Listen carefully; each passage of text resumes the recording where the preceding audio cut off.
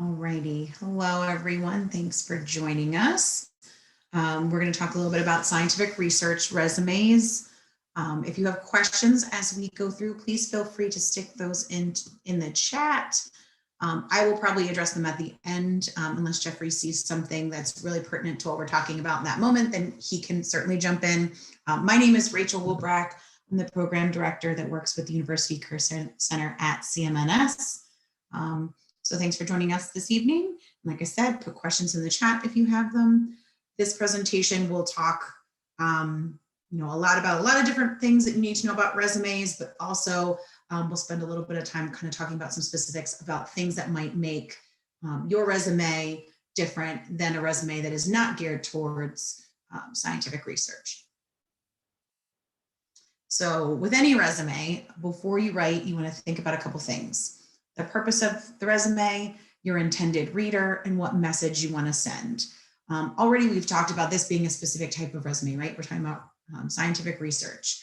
So for, part of the purpose of thinking about the purpose of your resume is knowing what you are trying to get, or,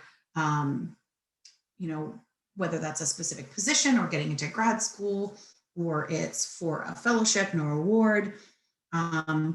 If it's to the scientific community in some way, that resume may look different than a resume that you submit for a part-time job on campus in an office where they just need you to help answer the phones and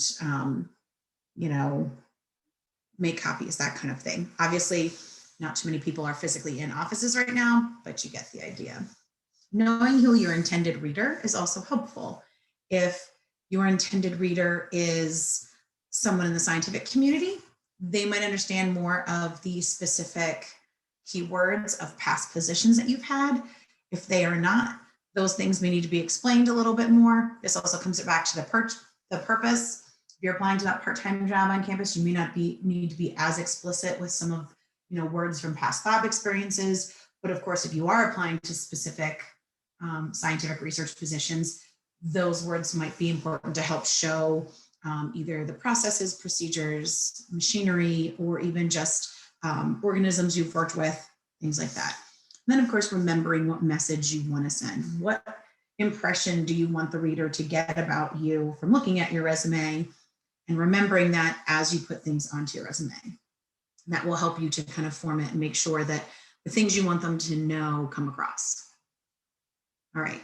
I also wanted to spend a brief moment to talk a little bit about CV versus resume, because you might have heard that they are different, but also fairly similar. And sometimes you use one and sometimes you use the other.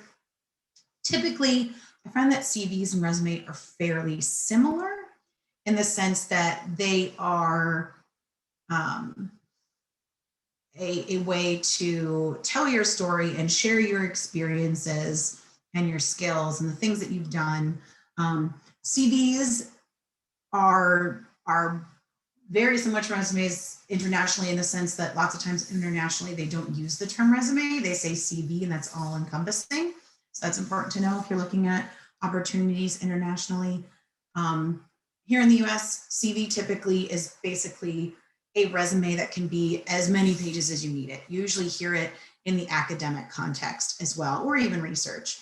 But typically CVs, if you're looking at faculty members, if you've ever seen one of them, can be 20 pages long, 100 pages long. It's basically all encompassing. With a CV, you don't have to worry about how many pages you're going.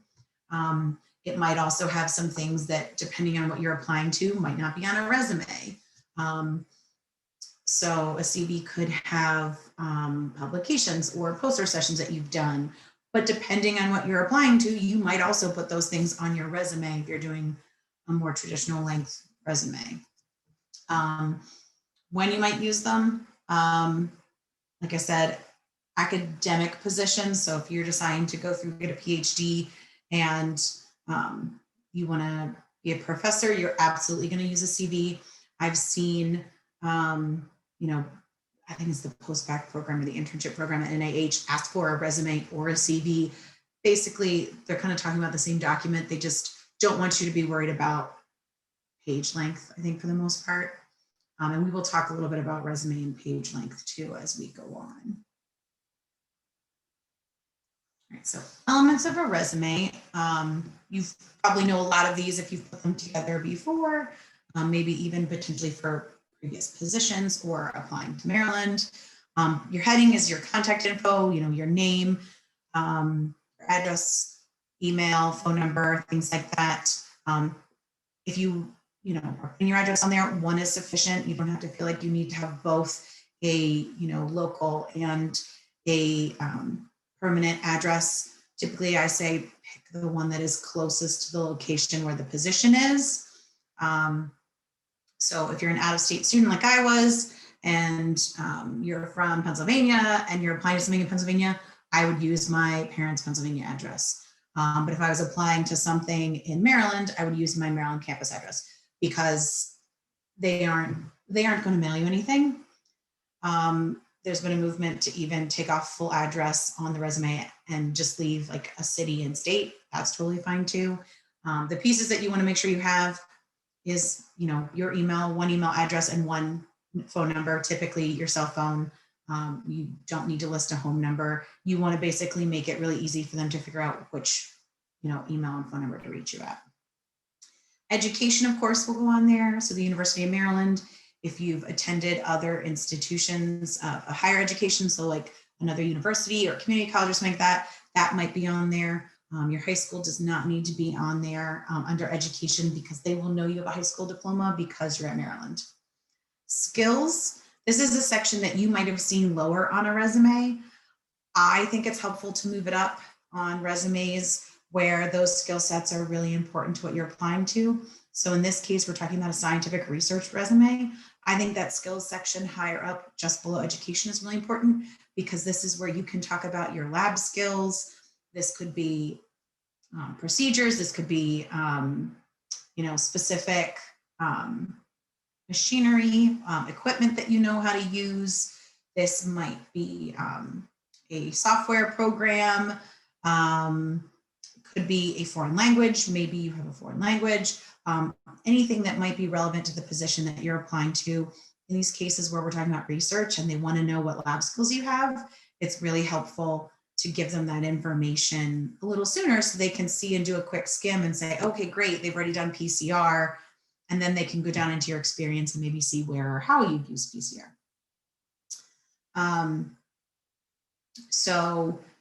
Then you're going to get into your experience section. And this could be by many names. It could include a lot of different information. You could simply have one section and call it experience. You might, decide to divide it up and have an experience section in campus and community involvement, or you might decide to do a section specifically called research experience and then do a section called other experience. Really, you get to decide if that's one big section or if it's going to be a few sections, and you can decide what those titles are. Also going into this experience is going to be these experience section or sections is a lot of different things. It's not just opportunities that you were paid for. It can be internships. It could be research experiences. You've already had clinical experience. If you volunteered at a hospital or shadowed a doctor, potentially those could be relevant. Class projects, side projects, studying abroad, leadership opportunities, part-time jobs, teaching, tutoring, anything where you have gained or demonstrated a skill, anytime that you might be able to show an experience that is related to the opportunity that you're applying to, that experience could be relevant. So I do like to stress that it doesn't have to be something you were paid for. It can be relevant and important to show some of these other experiences too. Right, so getting more into the education section, like I said, high school diploma doesn't need to be on here. Now, you're gonna list the University of Maryland. I've seen it both ways where someone might list the institution first and then the degree, or the degree in the institution. Totally fine. To me, it doesn't matter which you do first, as long as you're consistent if you have more than one institution and it's listed the same way. But the one thing you want to make sure is that you are listing the full name of the degree. I sometimes see like Bachelor of Chemistry or Bachelor's in Biology. You want to list the actual degree, which is Bachelor of Science. and either comma chemistry or in, whichever you prefer. But you definitely want to list the name of the degree that you're getting so it's not confusing. Also make sure that you're using the full name of the major. So for instance, if you are in biology, the major is biological sciences. And if you are a physiology and neurobiology specialization, that's the specialization, not necessarily the major. So I would list, biological sciences, comma, and then whichever specialization you are, gen bio, physiology, neurobiology, etc. Also, minors can go in this section. I realize I don't have that on this slide, but minors could go on a line underneath that. It's important to mention the expected graduation date. They're not so much concerned when you started at Maryland. It's more that when they see the graduation date, it gives them an idea of what you're looking at. So for instance, right now, if they saw a graduation date of May 2021, they know you're probably looking for a full-time position because that is coming up fairly quickly, right? It's the next graduation ceremony that we're going to have at Maryland. If they see May 2022, they'll assume you're probably looking for an internship. And then they have an idea of when you will be finished with this degree. If you have a GPA above a 3.0, I would definitely put it on there. Let them see that you're doing well with your classes. And then also keep in mind with education that you want to stand out from the crowd. And I know that a lot of students like to put their coursework.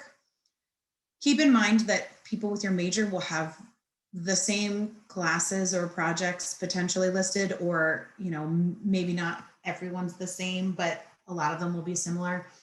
Also, if they see your degree and they see that you have a Bachelor of Science in Chemistry, they're going to assume you've taken some chemistry courses, right? So don't worry about listing every single chemistry course you've taken. Pick maybe some of the upper level classes that either were more involved, are more related to the position you're applying to, or maybe you took an extra chemistry class that wasn't required, that's an elective chemistry class, and that makes you stand out. List those kind of things, but don't feel like you have to list every single science class you've taken. They're going to know you've taken some of those just by the fact that they can see your major. And so, if you're really hurting and you need to fill, maybe you put more of those classes on there, but hopefully you're looking at putting more experience onto your resume to fill the resume. All right, so getting to the experience section. No matter whether it's related or not, you always want to think about being detailed but concise with your bullet points. So you want to give more information, make it so that way the person reading your resume gets an idea of the work that you've done, but you don't want it to be paragraphs long. Employers, sorry to say, sometimes are lazy. They don't want to read through big long paragraphs to see what you've done. It helps to have those bullet points that are aligned, maybe 2 lines tops, and explain and give some detail as to what you've done in the specific situation or experience. Start with a strong action verb, something that really gives them an idea of what you've done and what your skill is. Avoid things like help or assist or worked as that first word, partly because typically what comes after that word is what you actually did. So if you have helped plan an event, the skill in that situation that you're hoping to highlight isn't help, it's plan, right? That you can plan that event. If you have a bullet point that says assist patients with finding their room, that's different. In that case, chances are the skill that you want to show is that you've assisted patients and you've had patient interaction and experience. So if it's something where you're using help or assist because you don't want to take full credit for planning that event, then thinking about how you could say, planned, a 2-day event as a member of the XYZ committee, or on with a team of 3, or something that denotes that you weren't the only one who did it, but still shows that that key skill that you want them to see is that you can plan an event. Remember too, as you're writing those bullet points, that you want to make sure that an outsider would understand your experience and the impact that you had. That's why in that next bullet point, we talk about having it read more like an accomplishment list and not just a job description. You could look at your job description and literally copy and paste, right? That's not as helpful. An employer wants to know, what's the big picture? What impact did you have on the organization? By you doing the work that you did you help an employer be more efficient? Did you help bring new members into your student organization? Did you raise money? What was the positive impact that you can share? Some examples here, increasing productivity, saving an organization money, things like that. So don't, if we're listing projects, keep in mind that when you talk about a project that you've done or something that you've done with a group, that you don't want to describe what the project is, you want to describe what you did. You want to describe what your role was, how it added to the rest of the project. So you don't want to have the project and say, this project was designed to do X, Y, and Z. You want to say, designed a project to do X, Y, and Z, or explaining like what your role was. Were you the leader? Were you the person who got up and presented it to the class? It's valuable whether you're the leader or not. If you were a person that was helping and you can show your teamwork skills, that's important too. But sharing what your role was specifically in the project is more important and shows what skills that you have than describing what the project as a whole was. I see this sometimes with volunteer opportunities too, where someone explains what the organization does instead of what they did with the organization. You always want to remember what you've done or accomplished. And then be honest. If you were a cashier, just say you were a cashier. Don't feel like you have to exaggerate or fluff up the title or anything like that. They're going to know what a cashier does, and that's actually to your benefit, right? They're going to know some of the basic things you've done, and then you can talk about what are some of those transferable skills. So you don't necessarily need to say that you stood at the register and rang people up. You can talk about the customer service that you provide, that you can talk to a lot of different types of people, that you can work in a fast-paced environment. Maybe this is a store that it's a Target that gets really busy on a Saturday afternoon, things like that. Same thing with like servers. We know what servers do. So your bullet point shouldn't be that you brought food to the table and, rang them up at the end. It should be the customer service, the organization, the working as a member of a team, all these transferable skills that are going to be important no matter what roles or jobs or careers you hold in the future. Okay, so going back to projects a little bit, if you went above and beyond on a project, say so. If you worked on a project and you were the person who wrote the paper, or you're the person who stood up and presented, make sure that you're talking about that. If it's, a class project where they ranked, and said, well, this person won their project, mention that, right? Or if this was something outside of the class even, and it was a competition, share that kind of information as well. If you've been promoted, even if it's a small promotion and your title didn't change, but you were given more responsibility, share that kind of information. Going back to the server example, if you were promoted to a shift manager from just a regular server, that shows that they trusted you with the responsibility, right? If they didn't necessarily promote you, but they ask you to train every new employee, that shows that they like the way that you have done your work and they want you to teach other people how to do it the same way, right? So these can be like little promotions too, not necessarily like huge new title and bonus, but little things that show that you've been trusted with the work that you do and they like the work that you do. So sharing that kind of information is really important in your experience as well. You can also talk about what you've learned. It doesn't necessarily, if being in a specific position helped you learn certain skills, whether they be research or soft skills, those kind of things. If you're struggling with a way to word it, that can be a way to include them in your bullet points as well.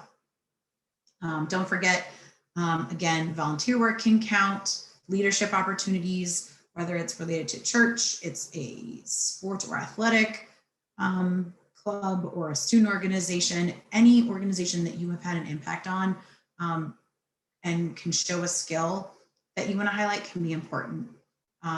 So, if you've done any large fundraising projects or other large projects where you've increased membership or planned an event, these things can all go to show some of those additional transferable skills. And this can be organizations that might be related to the field that you're in, like if you're in one of the pre-health organizations, but it can also be something that's unrelated, but something that you're passionate about and is important to you, where you've taken on a leadership role.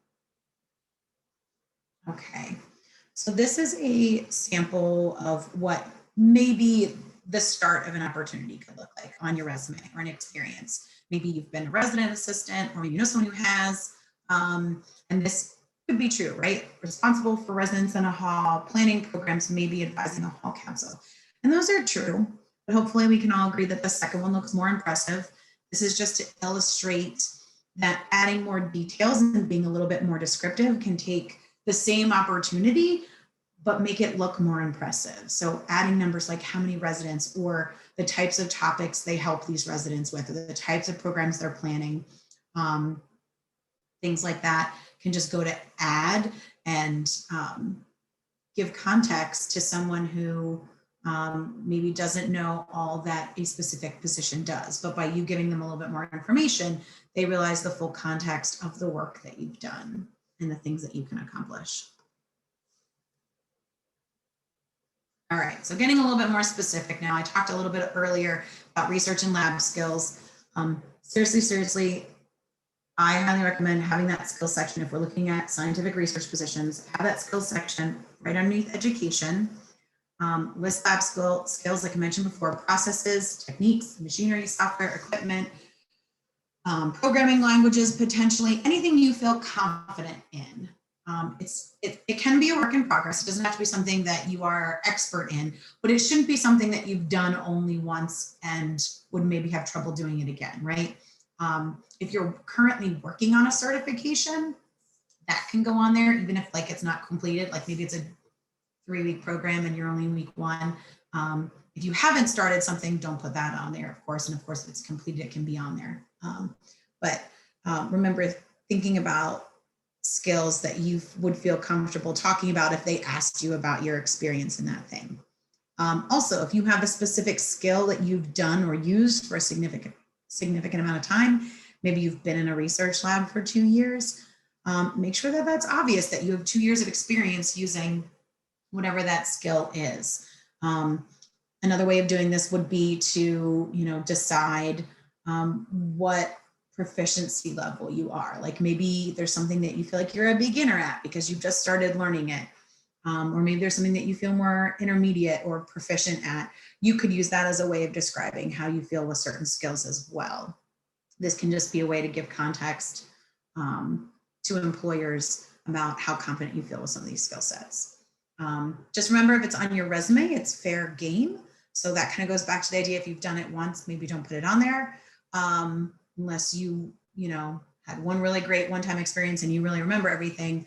If they start asking you about a specific thing and you don't have a lot of details or can't really talk about it because it's not something you feel confident in, they might not have needed you to know that information or know how to use that specific piece of equipment.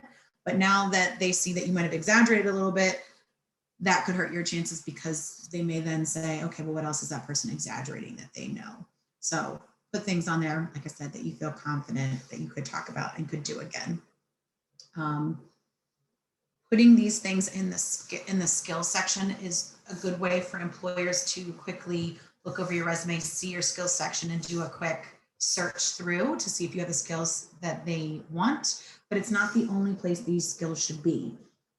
As much as you can, put these specific skills into the descriptions under your experience. So, it's not just enough to list them up there. Then go down to your experience section where you have that research experience that you've been working on, and make sure, are those key skills listed in that section as well? If these are skills from a class, that may be harder. You may not want to list every single lab class you had. But if you haven't had an experience, like maybe you're looking for your first research experience, what you could do is maybe pick one specific lab class and be able to show how you use those skills in that lab class to get some of that experience on your resume if you don't have that first research experience yet. And that can help get that onto your resume. And we already talked about different levels of experience. Okay, cool. So we talked a little bit about this, potentially using a class if you're still looking for some of that experience. Sometimes starting out as a volunteer can be helpful. Trust me, we all like to get paid for our work. I like for you to get paid for your work. But sometimes there's an opportunity to do and volunteer and get your foot in the door. And so if you have the ability to do that, I know not everyone does, but if you have the opportunity, maybe while you're a student, to volunteer in a lab for a couple hours a week, and that means that next time there is a paid student position that comes up, they know who you are, that might be worth it to you. It might not. I totally understand that. But finding jobs that might be adjacent or similar to your interests can be a potential way to get in, or to get to know someone who could maybe recommend you for something else. You can always think about past projects potentially and add work to those, or to start your own project. Choosing a job that's related to your field of interest. This could be helpful. Let's say you're trying to get into a research position with a professor in physics, and you just haven't had any luck. You've reached out, you haven't found anybody, but you see that there's a position in an office in physics where they just need a student assistant, right? This could be a way potentially, to make some money, also get you closer to your field, because if working as a student assistant means you get to meet more professors that might come through the office, this could be a way to get to know them and talk to them about what you're interested in doing. It helps them get to know you, or maybe they either know you and go to you first when they realize they need a student assistant, or maybe they get to know you and think, wow, that person in that student that's working in the main office seems really great, and I know they're looking for a research opportunity. Maybe I can find something for them to help me out with a couple hours a week. So getting closer to your field, even if you're doing something outside of it a little bit, can be a way to kind of break into. And that is a way to do it and potentially make some money, because if you're working as a student assistant, they're going to be paying you for that kind of thing. But ultimately, don't let lack of experience stop you from applying to things. I know we've all heard that cliche of it takes experience to get experience, but everyone has started somewhere. Everyone started at some point with literally zero experience. And I find that a lot of the students that I meet with that say they have no experience just mean they have unrelated or slightly different experience. And that's all things that you can work with. And at this point, like I said, you can pull from school opportunities or leadership or other things that you're doing to pull experience onto your resume. It might just be a matter of finessing it in a way that helps to show transferable skills, right? Or pulling out those specific skills from classes and things like that. All right, so this is a sample of what a resume could look like potentially. There is an objective on this resume, and I haven't talked about that partly because for the most part, I'm not an objective fan. For the most part, I'm not an objective fan. Let's be real. There are some people in my office that really like them. That's great. I find, and I've talked to a number of employers, that they don't really read the objectives. They're often too general, and they know that if you're applying to a position, your objective is to get that position. So typically, unless you're trying to fill some space on your resume, I find that having two more lines of experience is going to be more helpful to you than the 2 lines that it takes to put your objective on there. My one exception, let's say you have a family friend that says, hey, give me your resume, I'll pass it around the company. Then you might want to put an objective on there because you have no idea who it's going to get passed to. And you might want to give some insight to who might find it as to what you're interested in doing. You wouldn't want it to go to somebody that maybe then says, hey, I could use you doing X, Y, and Z, and you don't want to do that. And then you have to politely turn them down when they think they're doing you a favor. So that's my one example, but that doesn't happen all that often. So I would say objectives for the most part aren't necessary. As you can see, education's on here, technical skills, they have it broken up into lab skills and programming languages. You could do that. You don't necessarily have to. You could just have all your skills together if you wanted to.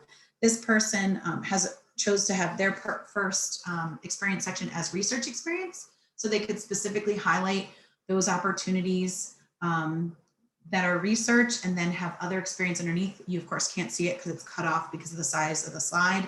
But on this example, that's also on the Career Center's website. There's a section underneath that just says other experience, and they have, I think it's a class competition and like a part-time job is on there. So this is a way to kind of highlight some things that maybe aren't the most recent thing that you did, but are the most relevant. You could do a similar thing on your resume if you wanted. All right, so some more general resume tips. Typically we say font size about 10 to 12 point font, margins, and that's top and bottom and left and right, do anywhere from 1/2 inch to 1 inch. Play with these a little bit. Like if you find like you're, trying to keep your resume to 1 page and it's just over, but then you realize that you're using a 12-point font and 1 inch margins, try 10-point font and 1/2 inch, and you'll find that you can usually kind of smush some more on there. Also, if you find like you have too much white space at the bottom of your resume, then maybe using the 1 inch margins and the 12-point font helps to even it out a little bit. Kind of play with it and see what works for you. Sometimes I get asked about like what font is the best font to use. There's not one specific font. Basically just pick something that is clean, clear, and easy to read, right? Don't pick anything that looks like a script or anything like that. Pick something, whether it's, Times or Arial or something else, doesn't really matter. I know some people have bad reactions and just hate seeing Times. I don't care. Use whatever is clean and easy to read. Talked a little bit about 1 pages and more pages, of course, with CVs. So typically, if you are a undergraduate student and you're applying to a job in industry, 1 page is going to be sufficient. That's typically all they want to see. If you are applying to something with the federal government, ignore that. They want to see anything and everything. Use their resume builder tool that they have and make it as many pages as it needs to be. The federal government isn't worried about page limits. If you're applying to graduate school, they also know that you might need more than a page. So if you go on to a 2nd page, totally appropriate. The one thing to remember is if you're applying to one of these things where you might be in the exception and you can go more than 1 page, just make sure that you're filling up enough of that 2nd page. You wouldn't want to do a full page and then 3 lines on the 2nd page. At that point, I would say see what you can cut or move to get it all into 1 page, or see if there are things that maybe you haven't added that you can add to that 2nd page to at least get half of the 2nd page covered. Also, the other thing you keep in mind is you can have a master resume that you keep just for yourself that has anything and everything that can be as many pages as you want, that you can then pick and choose from when you decide to apply to things and cut it down to that 1 page if you need to. No high school after sophomore year. That means that if you are, ending your sophomore year, beginning your junior year, the high school stuff should kind of shift off. The idea is that you hopefully have more recent, more relevant experience that should stay on, and the older stuff maybe is less relevant and can kind of start to come off. That being said, if when you were in high school, you had something, a research opportunity or something that's really relevant or really prestigious, that would be an exception to the rule and you could leave it on there. Just make sure, like I said, that it's really relevant to the position that you're applying to and that you're not leaving off really relevant stuff that's maybe more recent. Remember, this kind of goes along with the font. Be clean and consistent with your formatting as well. If you decide that you want to list when you're doing your experience section, you want to list the title that you held and then the organization, totally fine. Just make sure you do it that way for the whole resume, right? Not just that section, but for every position you have, title should be first and then position. Same with formatting. If you're bolding it in one section, it should be bolded in the other. Now, there's no rule that says what things have to be bolded or which things should be italicized, or should there be a line or shouldn't there be. Basically, you get to pick those things and decide what looks best to you. Just make sure that it's consistent throughout the entire resume so it all flows nicely. And then avoid excessive white space when you can. This can be where you can play with the margins and font size and things like that. But if you're just starting out, you don't have a ton of experience, you don't want a big block of white space at the bottom. You might want to try to find a way to either add things or kind of spread it out a little bit. Or sometimes I see where people do too many indentations. So they put a bullet point and they have something and then they have another bullet point. And so by the time you look at it, like there's this huge margin of white space on the left-hand side, and you don't want to do that. So just kind of think about those things. You want to use as much of the space as you can. All right. So these are just some tips that we've gotten over the years from employers. Remember to list lab and volunteer projects, showing, that you've worked on to kind of show more relevant experience if you need to and want to. They basically mean that it's not just about an internship or a paid opportunity. They want to see a lot of different experiences. If you have projects from outside the class or student orgs, that's certainly relevant as well. Most employers are not super interested in your hobbies. I've seen sometimes where someone will have a hobbies or an interest section at the bottom of their resume.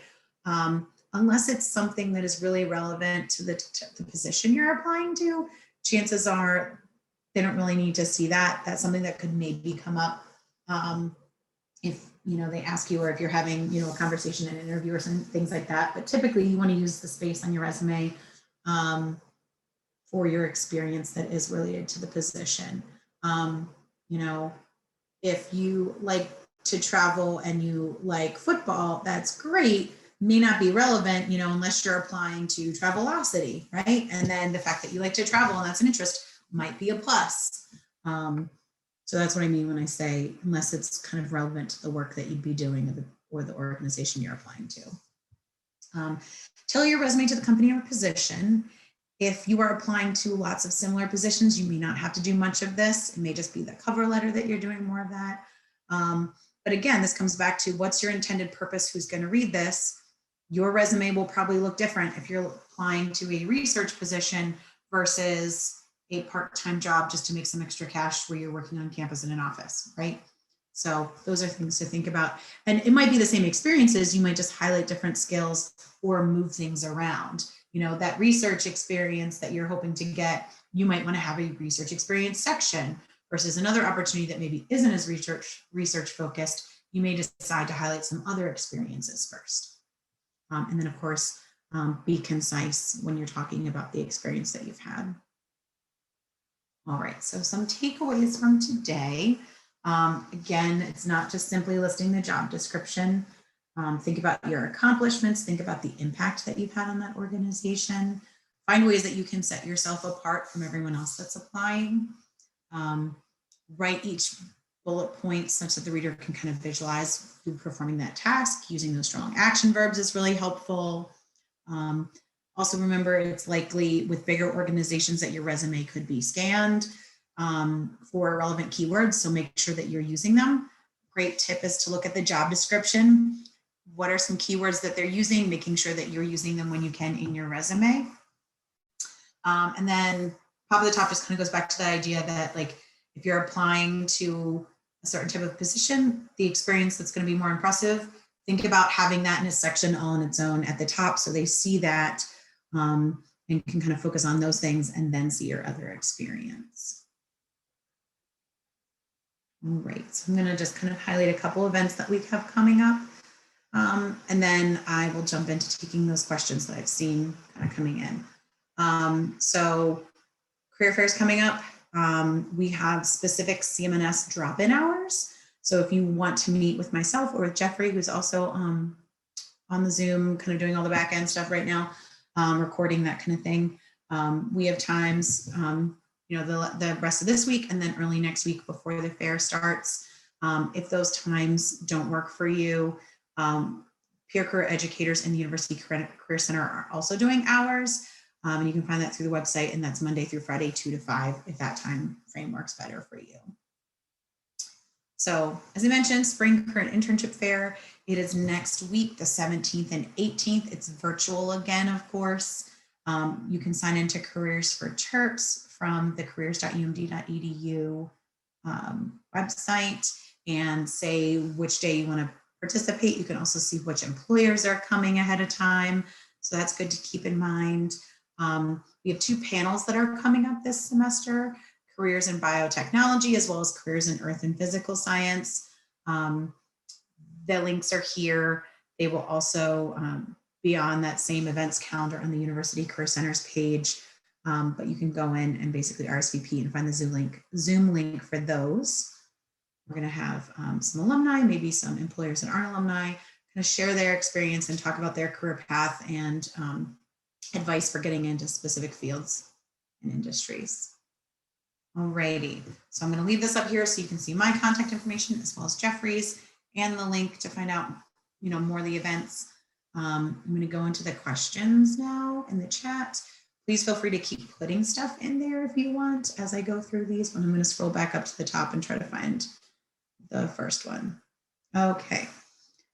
How should you divide your skills since things like NMR experience and writing grant proposals are two very different types of skills?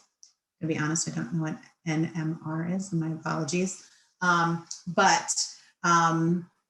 So one thing I didn't mention is with the skills section, I would focus on more technical experience. So like I wouldn't put soft skills like, communication skills in that section necessarily. Have that instead be obvious by the way you write bullet points. But if we're talking about technical experience, and I would say that grant writing, if you have that experience, could be more technical and more specific.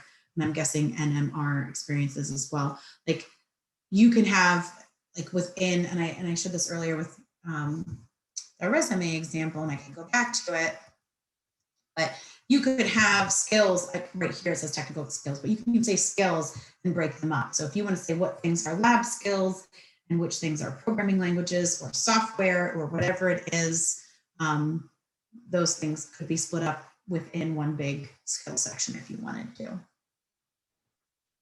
Thank you. Yeah, it's a technical skill, so like that makes sense to me. Yeah. Great. Where would published literature fall into? Great. So what I would do for that is just make a section that's listed as publications. Obviously, it's going to look a little different because you don't necessarily have a position or an organization, but you can just list the citation. You of course can bold your name in the author list. But yeah, you could just have a section that's publications. Even if you only have one, it can be publications and you just list the one, that's fine. But yeah, you can definitely have a section for that. Also, if you have a publication, have a separate publication section, but also I'm assuming you will probably also have that research experience listed somewhere on your resume. Make sure one of your bullet points is that published XYZ article, or wrote XYZ, or if it's still in review, that's fine too. Do experiences expire if I don't use it after a number of years, specifically technical skills? They don't really expire. What I would say is judge whether you think you still feel like you know how to do that thing, right? So if it's something that you haven't used in a few years, but you know that you still know how to do it and could jump right back in and do it again, or with a very quick review, know that you could do it again. You could answer questions about it. I would say feel free to use it. If it's something that you did twice and so you don't really remember much about it and you probably need a bigger refresher, then maybe that's something that you don't want to list anymore.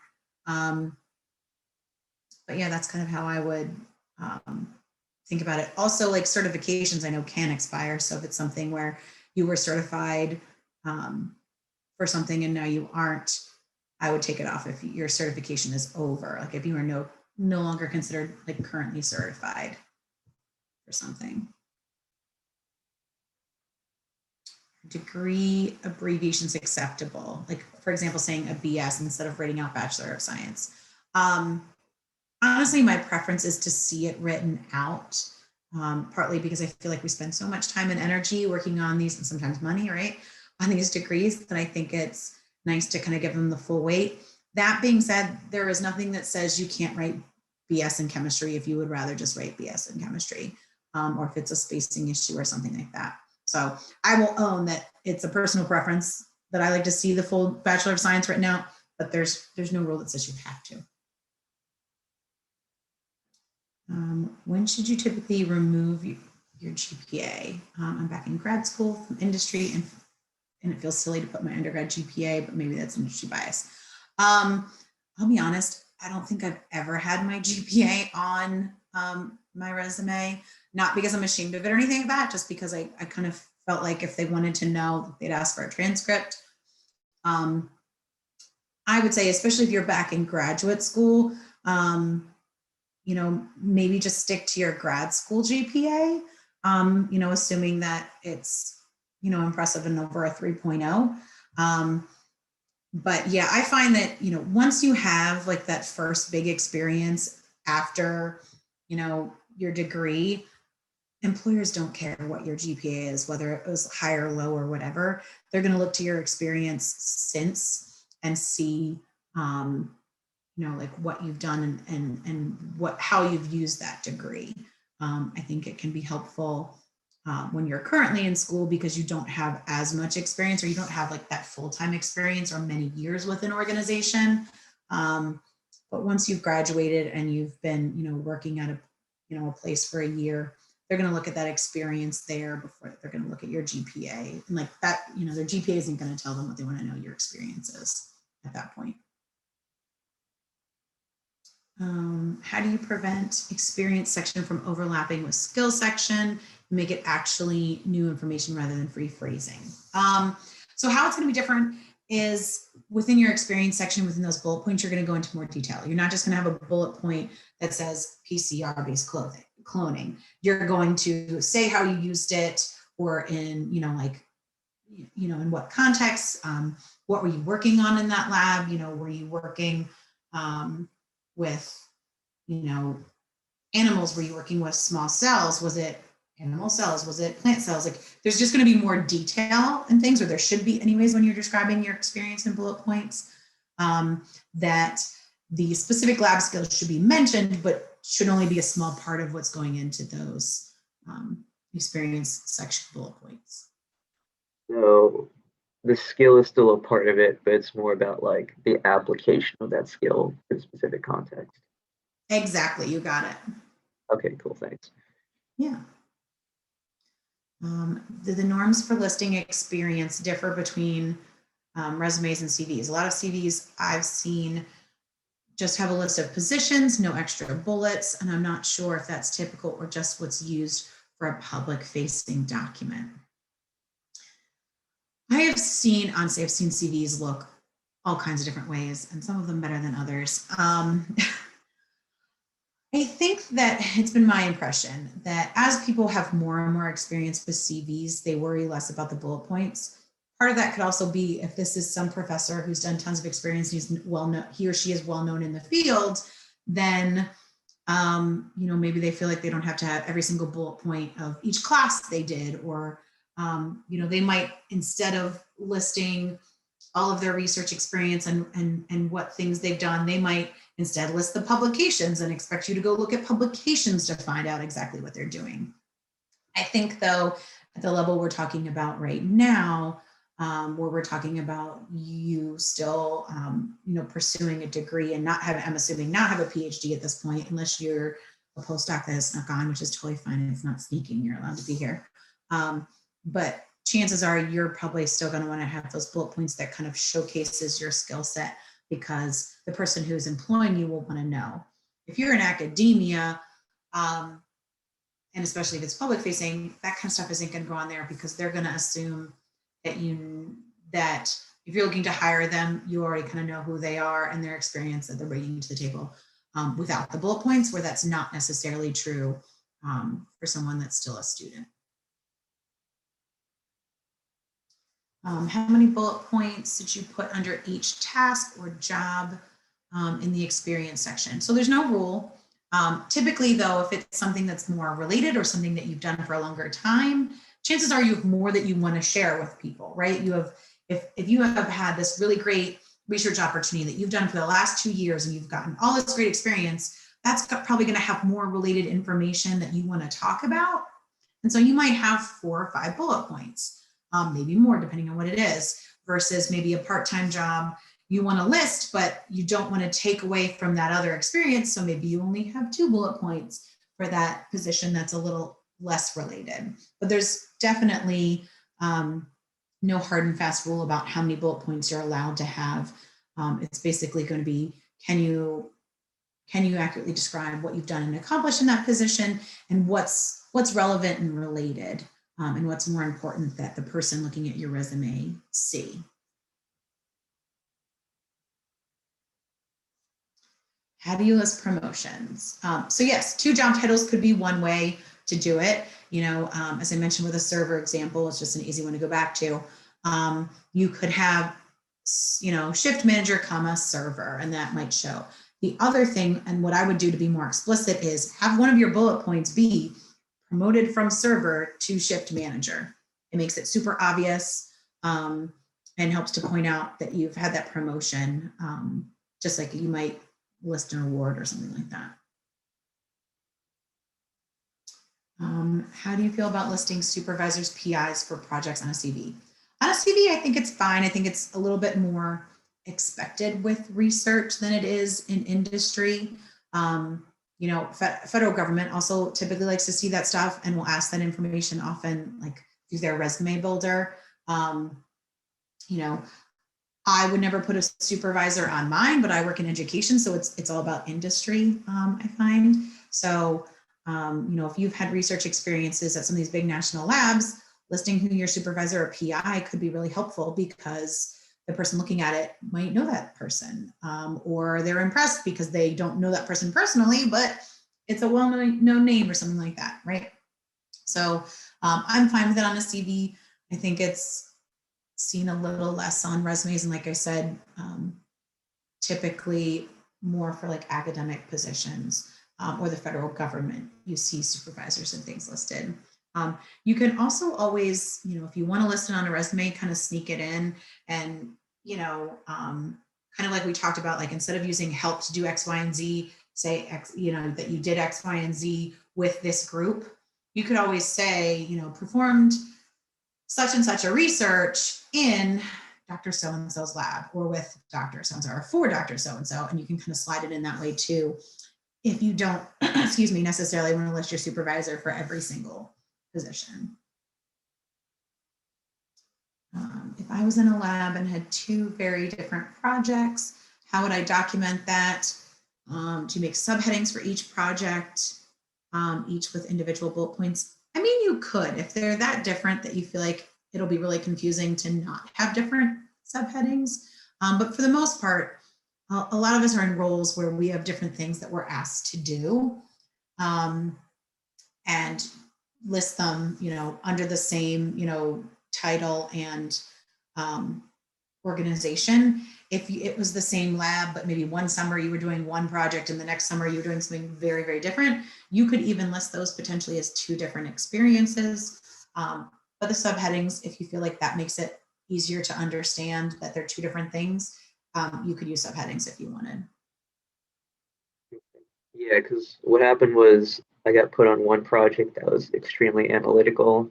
I could put on one project that was like pure wet lab, and there was no overlap between them. So I felt like putting them together would like muddy up the meaning a bit. Yeah, if you feel it'll make more sense for them to be separated, I think you can do that. Okay. Do you know how a CV geared towards getting funding, either applying for a scholarship or included in a federal grant, typically differs from a CV geared towards finding a job? Are there different conventions? Should different things be emphasized? Potentially, potentially they can be similar and potentially they can be different. I know, which is so helpful. I'm basically saying it depends, but it does. What I would say is look at the materials for the scholarship or for the grant. What are the things that they really stress? So like if you're using a CV to apply for a research experience, you might list your skills first and then go right into your research experience and have all those bullet points, versus, if we're talking about a federal grant or a scholarship, it may be that you want to lead with a publication, or like that skills section may not be as important. Like I find that the skills section is going to be for an organization that wants to hire you for those skills, versus a scholarship or getting funding for a federal grant might want to get right to the experience portion, and your skills section could come later. But unless they, like really focus on something different, like, poster presentations, like then maybe you want to highlight that a little sooner. But like I would read their documentation and see like what do they say they're focusing on, or who do they want to give this money to? Like lots of times they'll say, that the scholarship is geared towards students that do X, Y, and Z or have X, Y, and Z experiences. That might be where I would take my lead to know like what things are more important to list first. You guys are good for questions. Oh, and there's the explanation of what NMR. God, the hardest part is saying that. Thank you. How to make it evident that a skill from the class was applied. Wow. Like if I want to highlight on my resume that I took something I learned in it and successfully applied it to my own project, how should I phrase that? So if you took something that you learned in a biochemistry lecture, but you used it on your own project, I would talk about how you used it with your own project. I don't think that you also need to use the lecture and say, this is where you initially learned it. In this case, because you can explicitly say, this is how I applied that skill, I would just talk about where you applied it to your own project.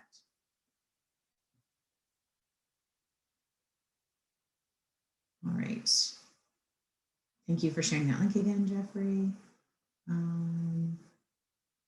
Can I post a link to the chat? Oh, Jeffrey already did it. Fantastic. Okay, I think I got through all the questions in the chat. Is there anything else people want to ask either by putting it in the chat or if you want to speak out loud? Or Jeffrey, did they send any to you by any chance? Nope, that was it. I think you got through all the questions. I will go back to my contact information, Jeffrey. So if there are further questions, you can reach out to one or both of us. Again, this recording will be on the Career Center's YouTube channel. So it's UMB Career Center. Otherwise, thank you so much for being here.